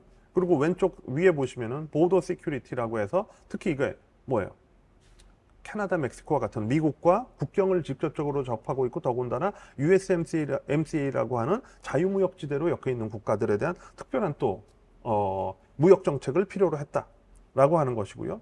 또 오른쪽 위에 동그라미를 보시면은요, 지정학적 고려가 있다라고 하는 것이죠. 제일 먼저 발동한 것이 뭐야? 철강, 알루미늄에 대한 관세 부과였다라고 하는 거예요. 그죠? 이거는 군사 안보에 특히 방산, 그죠? 군수 산업의 핵심적인 아이템이잖아요, 여러분. 여기에 대한 고려가 있었다라고 하는 것이에요. 그런데 이 세 가지를 다 엮어놓고 보면 그 가운데 누가 있더라? 중국이 있더라라고. 그 밖에 나라들은 지오폴리티스에 걸리는 나라들도 있고 오더 시큐리티에 걸리는 나라들도 있고 또는 페어니스에 걸리는 나라들도 있기는 하다. 또는 그중에 둘에 걸리는 나라도 있기는 하다. 그러나 이 세 개에 모두 걸리는 나라는 중국이 거의 유일하다고 봐도 무방하다. 그래서 사실은 이것들이 지금 말씀드린 트럼프 행정부의 무역 정책이라고 하는 것이 여러 나라들을 상대로 동시다발적으로 전개되고 그래서 그게 때로는 각각인 거 보이기는 하나, 그죠? 그리고 아직 중국이 전면에 나와 있지 않기는 하나 이런 것들을 엮어보면 결국은 중국을 향해서 줌인하고 있다라고 하는 것이죠. 그죠? 거기에 지정학적 이런 경제안보적 고려가 투여되어 있는 것이다라고 얘기할 수 있겠다라고 하는 것입니다. 중국의 입장에서 조금 보면은요, 자, 달라진 중국이라고 제목을 붙여봤는데요. 뭐냐면은, 일기 행정부 때 중국은, 준비가 되어 있지 않았다라고 해도 무방할 정도였다. 그건 단순히 게으르기 때문에 준비가 안 돼 있다라고 말하기보다는, 그죠? 역량이 그때 당시 미국과 비교했을 때 상대적으로 여전히 부족한 측면이 있었다. 그런 의미의 준비 부족이었다라고 하는 것이죠. 그래서 트럼프 일기 당시에 여러분들이 혹시 들어보셨을지 모르지만 2020년 1월에 그죠? 소위 말하는 페이스 1 딜이라고 하는 우리말로는 1단계 합의라고 하는 것이 이루어졌다라고 하는 것이죠. 그죠? 물론 그것이 나중에 트럼프 행정부가 그것을 파기하는 이유는 중국이 자 페이스 1 딜에 합의를 했는데 그거를 합의한 대로 이행하지 않더라라고 하는 것을 이유로 파기했는데 거기에는 또 다른 설명들도 물론 있습니다. 그러나 공식적으로 내놓은 건 그런 거다라고 하는 것이고 그런데 그 페이스 1 딜의 내용을 보면 어떤 것이었냐면 중국으로 보면 상당히 굴욕적이라고 할 만한 그런 내용들이 들어가 있다라고 하는 것이고 그때 당시만 하더라도 왜 그냥 굴욕적이라고 하는 건 어떤 거냐면요, 여러분 무역 협상에 여러 종류가 있는데 그죠? 하다 안 되면 마지막에 할 수 있는 거 여러 가지로 뭐 상대방의 선의의 때로는 맡기기도 하고 그죠? 또 호혜적인 걸 하기도 하고 그죠? 뭐 여러 가지 방식을 동원하겠죠. 또 양자로 해보기도 하고 다자로 해보기도 하고 또 부문별로 해보기도 하고 뭐 여러 가지로 하겠죠. 그죠? 근데 마지막에 하는 게 뭘까요? 우리 영어로는 numerical target이라고 얘기해요. 수치화된 목표를 제시하는 거예요. 무슨 얘기냐? 그때 중국을 상대로 그죠? 수치화된 목표 2,500억 어치를 2,500억 달러를 수입해라 라고 하는 거죠. 2,500억 달러에 해당하는 미국산 제품을 수입해라. 그리고 중국이 거기에 합의했다. 방법은 모르겠다.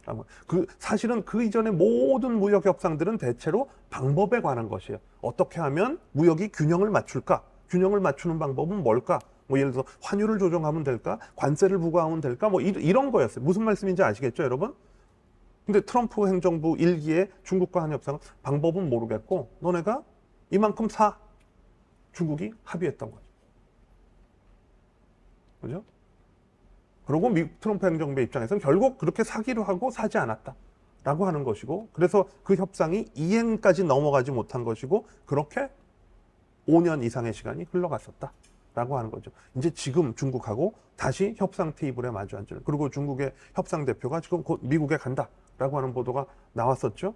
자, 중국의 입장에서는 그때보다는 준비가 잘 돼 있다라고 하는 것이고 그래서 물론 트럼프 일기 행정부 때도 무역 전쟁이 시작됐을 때 중국이 어떤 대응을 했냐면 트럼프 행정부가 중국산 제품에 대해서 관세 부과를 하면 중국도 거기에 대한 맞대응을 하는 그런 그러나 이게 계속해서 중국이 레이스를 하기가 어려웠었다라고 하는 거죠. 근데 지금 2025년에도 초반에 맞대응하는 모습을 보여줬다. 이런 분야에서 LNG, 원유, 농기구 그죠? 중국의 미국의 주력 수출품이죠, 여러분.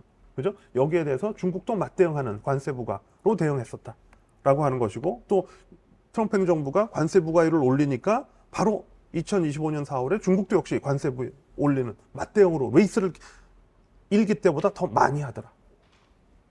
더 세게 하더라라고 이런 변화가 나타났었다라고 하는 것이고 일기 때와 볼 수 없었던 것이 뭐냐면 세 번째다. 런던 회담에서 이게 굉장히 이슈가 됐었는데요. 그죠? 미국이 중국에 대해서 수출 통제를 부과하니까 중국도 역시 수출 통제를 미국이 중국을 압박할 수 있는 AI 반도체가 있다라고 한다면 중국은 거꾸로 미국의 반도체를 포함한 첨단 제품의 생산을 그죠? 위협할 수 있는 희토류를 가지고 있다라고 하는 것이죠. 그래서 희토류에 대한 수출 통제. 수출 금지는 아니에요, 여러분. 통제예요, 여러분. 그죠? 그래서 당장 금지될 수 있는 거를 포함한 통제예요. 그죠? 그래서 일시적으로 금지되기도 하고. 무슨 말씀인지 아시겠죠? 그런 중국이 이제 맞대응의 방식을 이제는 예전에는 관세 대 관세로 했다면, 그러니까 인카인즈. 자, 수출 통제는 또 수출 통제로, 관세는 관세로 이런 식으로 대응하는 이제 체제를 갖춰 나가더라라고 하는 것이고, 이런 게 그 일기 행정부 당시와 좀 달라진 거다라고 하는 것이고요. 그러나 중국이 그죠? 맞대응 자체가 목표는 아니다라고 하는 것이고, 중국 내에서 얘기하고 있는 것은 이런 이른바 선타제담이다.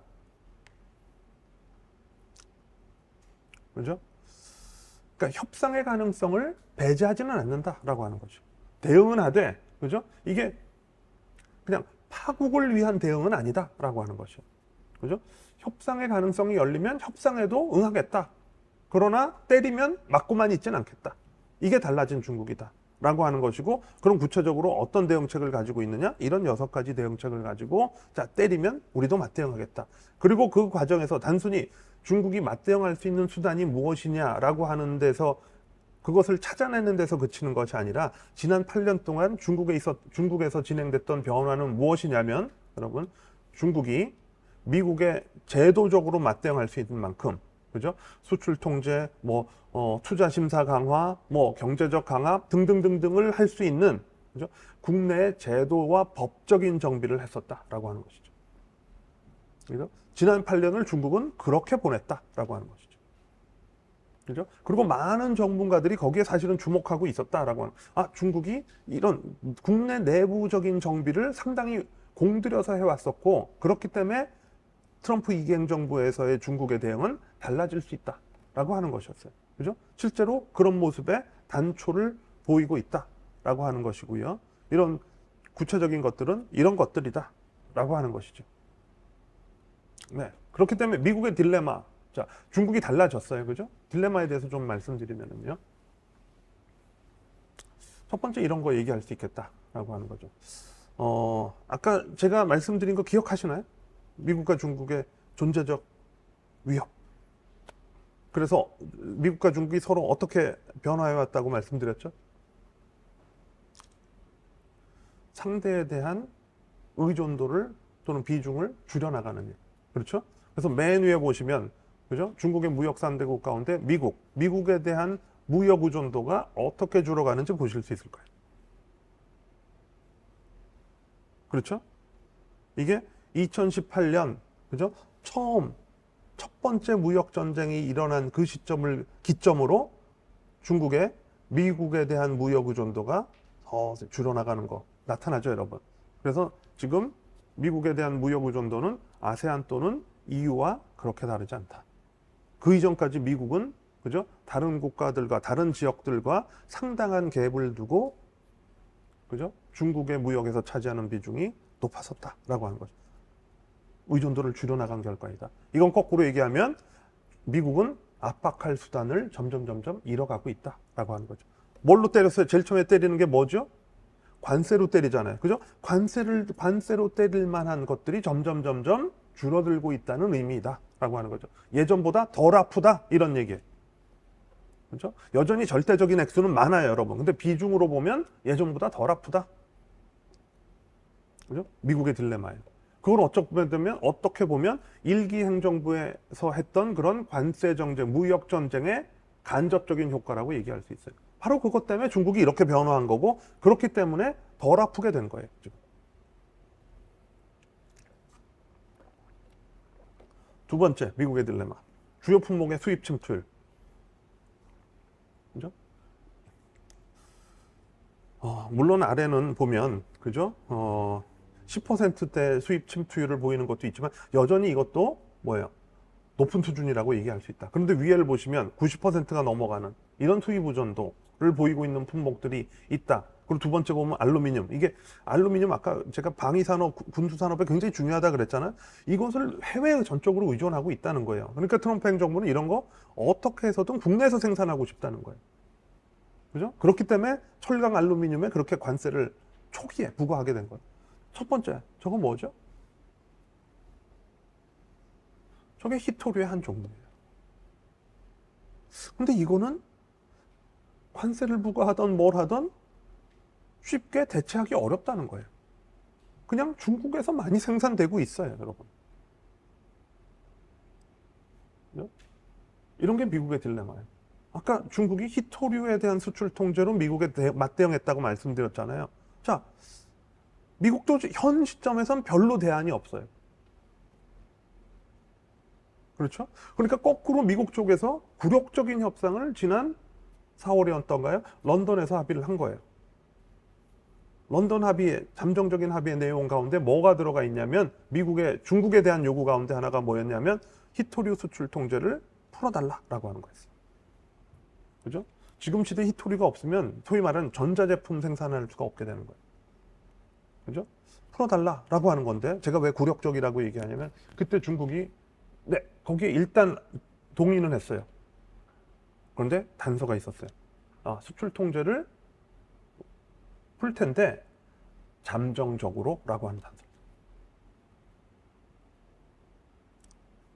이렇게 미국에 이런 거 할 수 있는 나라가 몇 나라나 있을까요? 잠정적으로. 그러니까 그건 달리 얘기하면 뭐예요? 하는 거 봐서.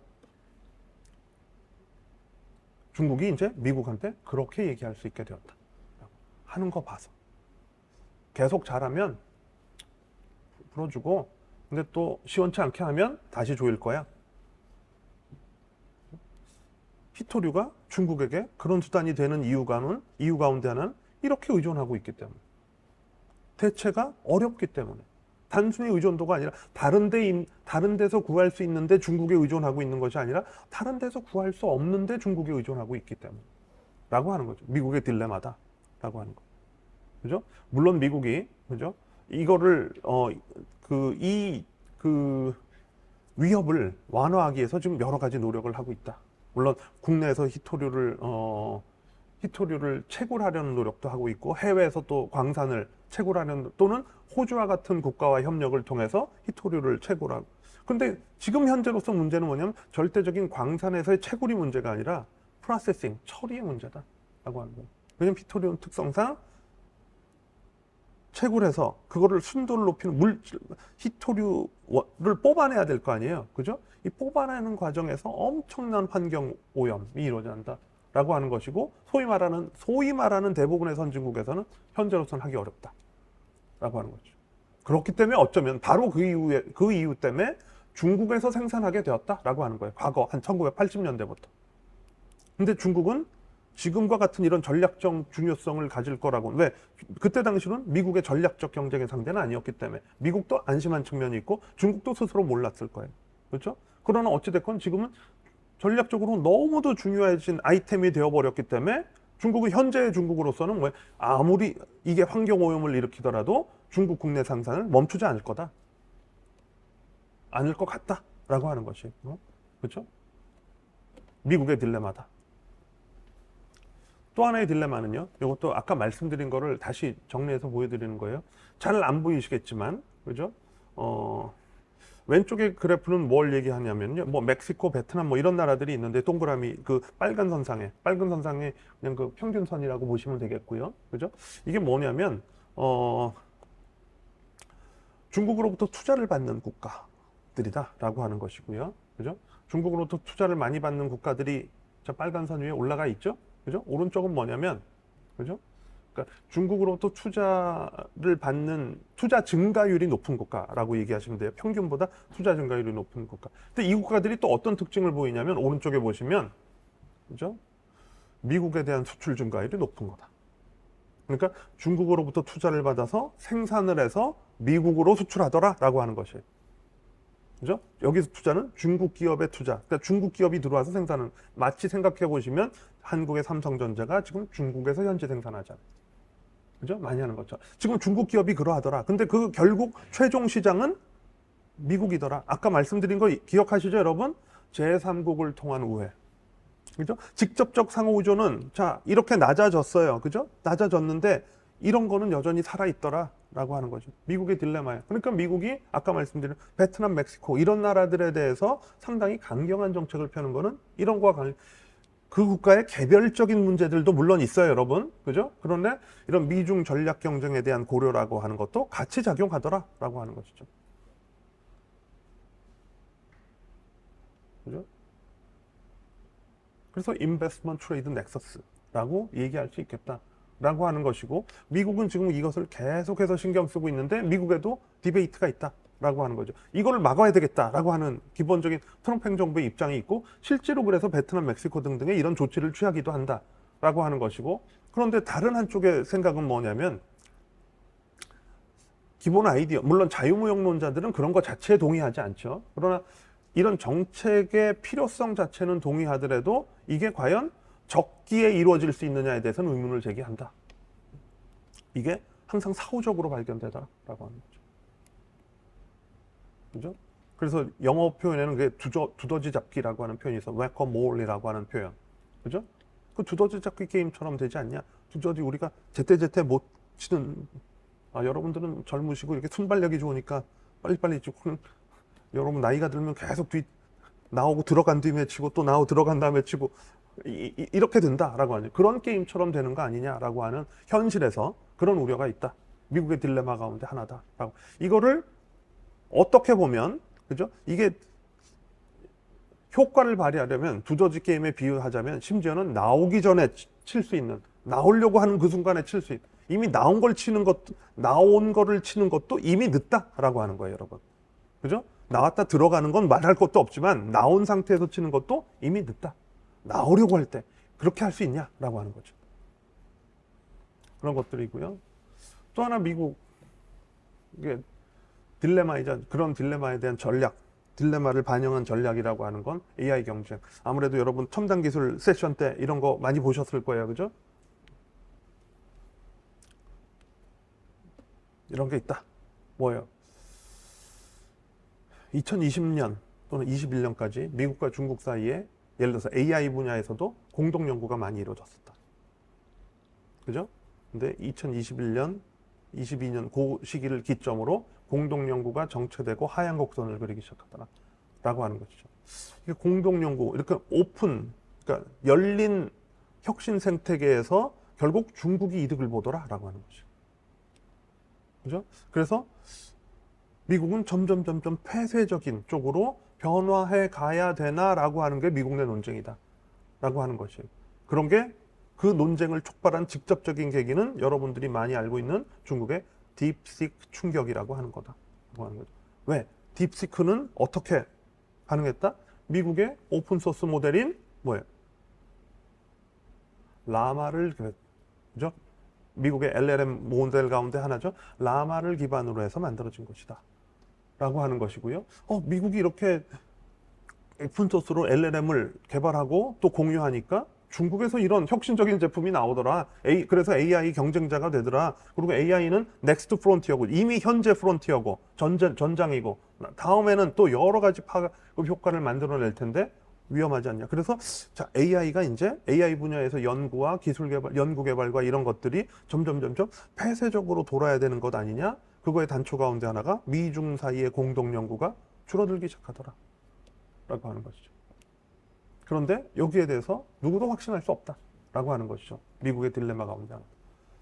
자, 요거 연결돼 있는 건데요. 뭐 보시냐면 이런 거 보시면 왼쪽 보면 대략 한 12개국 정도 되는데요. 12개국 사이에 과학 기술 분야 국제 공동 연구의 네트워크를 보여주는 거다라고 하는 거예요.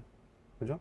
그리고 보시면은 아무래도 미국이 가장 큰 노드를 형성하고 있고 미국은 이 12개국 모두와 연결돼 있다라고 하는 거예요. 그죠? 중국이 미국보다 크지는 않지만 미국보다 약간의 그 차이는 있지만 노드의 크기로 보면 중국도 이런 국제적인 공동 연구 네트워크에서 상당히 잘 연결돼 있다. 미국 다음으로 잘 연결돼 있다. 라고 하는 것이고, 이게 기존에 2021년 시점에 이게 어디서 제가 자료를 가지고 온 거냐면 네이처. 여러분, 세상이 이렇게 바뀌다 보니까 저 같은 국제정치학자도 네이처, 사이언스 이런 걸 보게 된다라고 하는 것이죠. 그죠? 그래서 이런 국제공동연구 네트워크를 보면은 자, 이런 기초과학 분야에서도 미중 시대가 왔다. 심지어는 어느 한쪽에서는 중국이 미국을 역전했다라고 하는 그런 보고도 많이 있다라고 하는 것이고요. 오른쪽을 보시면, 그죠? 아까 AI 연구와 비슷하죠. 미국과 중국 사이의 공동 연구가 2020년을 기점으로 줄어들기 시작하더라. 그래서 이런 과학기술 공동 연구의 네트워크에서 미국과 중국이 점점 분리되어지려고 하는 이런 현상들이 지금 나타나더라. 미국의 대응 전략 가운데 하나. 오픈소스 기반으로 경쟁했더니 결국 그 과실을 중국이 가져가는 거 아니냐. 그죠? 이런 것들이 있다라고 하는 것이고요. 자, 아까 미국의 히토류 딜레마 말씀드렸죠?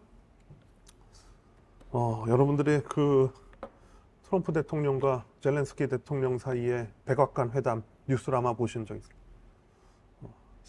그게 뭔가 교훈이 있죠, 여러분? 우리는 저런 위치에 가면 안 되겠다. 그죠? 그런데, 그죠? 트럼프 대통령이 러시아와 우크라이나 사이에 전쟁을 중재하면서, 그죠? 종전 협상을 촉구하면서 또 일정한 역할을 확보하려고 하면서, 그죠? 우크라이나에게 요구한 것이 뭐였죠, 여러분? 트럼프 행정부는 무슨 특징이 있다고 말씀드렸죠, 여러분? 트랜잭셔널 어프로치. 우크라이나에게 그때 여러분 트럼프 대통령 옆에 앉았던 벤스 부통령이 젤렌스키 대통령에게 어떤 얘기 했는지 혹시 들어보신 거 기억나나요? 뭐라 그러던가요? 두 가지 얘기했죠. 왜 당신 양복 안 입고 오냐? 예를 갖춰라. 예의도 없냐? 두 번째 또 뭐예요? 고맙다고 했냐? 고맙다고 하면, 고마우면 어떻게 하라는 거예요? 표시를 하라는 거죠. 표시는. 어떤 형식으로든 보상을 하라는 거죠. 근데 전쟁을 하는 우크라이나가 경제적인 보상할 수가 어렵겠죠. 트럼프 행정부가 대신 뭐를 달라는 거예요? 우크라이나에 있는 히토류. 그죠? 우크라이나에 매장돼 있는 것으로 알려진 히토류. 지금의 세상이다. 라고 합니다. 경제안보의 세상이 이렇게 우리의 현실이 되고 있다. 라고 하는 것이죠. 그죠?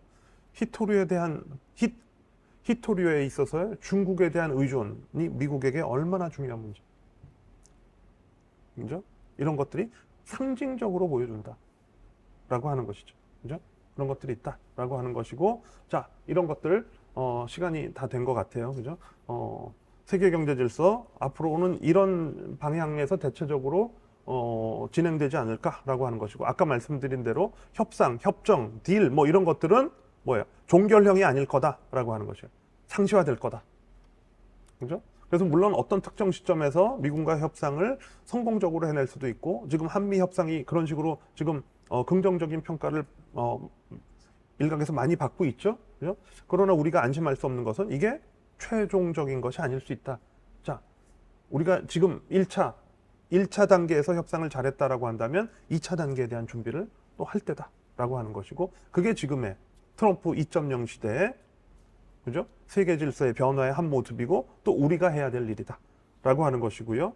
자, 이런 거 전략적 동조화, 특히 중국을 염두에 둔 미국 측에서의 동맹과 파트너들에 대한 동조화 요구는 점차 강화될 수가 있다. 이거는 왜 그러냐면, 동조화라고 하니까 여러분들이 한편으로 이해는 되시지만 정확히 딱 들어오진 않죠, 여러분. 그죠?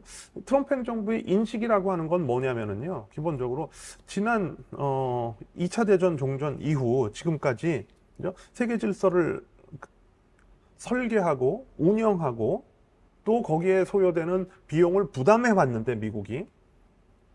그죠? 그런데 그런 미국이 제공하는 질서 속에서 혜택을 누린 국가들이 적정한 비용을 내지 않더라. 그러니까 정산이 제때 안 되더라라고 하는 것이. 미국의 입장에서 보면, 그러니까 약간 거친 표현을 쓰자면 자꾸 외상을 하더라라고 하는 거예요. 그리고 이게 정산 시점이 왔는데 자꾸 외상값을 자꾸 미국의 입장에 트럼프 행정부의 인식이라는 거예요. 그죠? 그런 거에 대한 조정이 필요하다라고 하는 거예요. 이건 뭐냐면 결국 어저스먼트, 어떻게 조정해낼 것인가. 그동안은 미국이 일방적으로 내왔는데 미국도 스스로 그럴 수 있다고 생각한 경우도 있고요. 동맹국들도 파트너국들도 또 그걸 당연하게 생각한 중, 이게 결국 계산해야 되는 거였어. 정산해야 되는 거였어. 라고 하는 거죠. 그러니까 정산의 시점이 계속 미뤄져 왔던 거죠. 지금이 정산의 타이밍이 된 것 같다. 라고 하는 것이죠. 그런 의미의 전략적 동조화도 있다. 자, 그리고 더 중국이라고 하는 요소를 더 선명하게 만들자라고 하는 것이죠. 대중전략이라고 하는 거, 아까 말씀드린 그런 하나만 더 추가로 말씀드리자면 한쪽엔 수출 통제라고 하는 거, 그죠? 그런 걸 추구하면서도 다른 한쪽에는 그렇다고 해서 미국이 트럼프 행정부가 또 미국의 기업들이 중국을 상대로 상업적 이익의 추구를 포기하는 것이냐? 그런 건 아니다. 그래서 경제 안보인 거예요. 한편으로는 통제를 하면서 상업적으로는 여전히 이득을 봐야 되겠다. 그게 최근에 엔비디아, 그죠? AI 칩 가운데, 그죠? 일부의 수출 통제를 푼 게 그거죠. 이른바 저사양 AI 칩의 수출 통제를 풀어줬잖아요. 그거는 팔아야 되겠다, 중국에. 그래서 엔비디아가 상업적 이득을 취하게 해서 수익을 내는데 도와줘야 되겠다. 그래야 엔비디아가 AI 칩에서의 리더십, 다미넌스를 유지할 수 있는 거죠, 여러분. 중국과 같은 거대한 시장을 놓치는 것보단 거기에 얼마나 팔아서, 그죠? 수익을, 레비뉴, 프로핏 이런 거 만들어내야 엔비디아가 계속 갈 거 아니에요, 여러분. 그런 거는 미국 계속 추구한다. 트럼프 행정부가 무조건 막는 것이 아니다. 그래서 트럼프 대통령이 그 소위 말하는 딥식에 관련된 뉴스가 발표된 바로 첫 반응이 뭐였냐면, 트럼프 대통령의 첫 반응이 딱 두 가지였어요. 이거 웨이크업 콜이다. 미국 AI 산업에 대한 웨이크업 콜, 경고다. 우리 다시 AI 산업 생태계 이런 거 다시 만들어야 되겠다. 그래서 하는 것들이 스타게이트 등등이다 라고 하는 것이고요. 거기에 대한 자세한 말씀을 드릴 시간은 없고요. 또 두 번째 반응이 뭐였냐면, 그래서 중국에 대한 대응을 영어 표현 그대로, 트럼프 대통령 표현 그대로 쓰자면 레이저 포커스드, 그죠? 레이저처럼 정확하게 해야 되겠다. 그러니까 무분별한 대응이 아니라 정확한 대응이, 정교한 대응이 필요하다라고 하는 것이었어요. 무슨 말씀인지 아시겠어요, 여러분? AI 칩이라고 다 막는 게 아니라는 거예요, 여러분. 레이저 포커스드. 필요한 분야에 미국이 기술적 우위를 유지하는, 또 더 나가서 기술적 지배를 하는데 꼭 필요한 분야에 대해서 막아야 되겠다는 거예요. 상업적 이익을 취하는 데 도움이 되는 분야는 풀 수 있다는 거죠.